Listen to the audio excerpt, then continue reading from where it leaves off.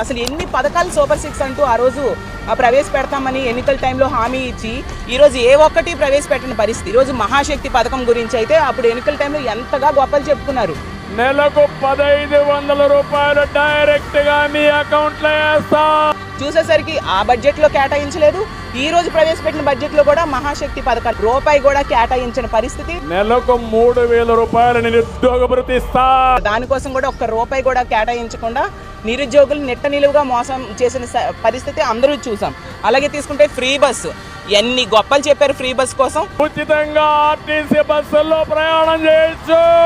దాని ఊసే ఈ బడ్జెట్ లో పెట్టని పరిస్థితి. తల్లికి వందనం అలాగే రైతు భరోసా ఈ రెండు పథకాలకైతే అరకొర నిధులు కేటాయించారు. అసలు తల్లికి వందనము కావాల్సింది 12,000 కోట్లు పైగా కావాలి, కానీ కేవలం వాళ్ళు ఇచ్చింది 9,400 కోట్లు. అసలు గత ఏడాదేమో 5,387 కోట్లు కేటాయించారు మొన్న బడ్జెట్. అసలు ఆ నిధులు ఏమైపోయాయి? ఎవరికి ఇవ్వలేదు కదా తల్లికి వందనం.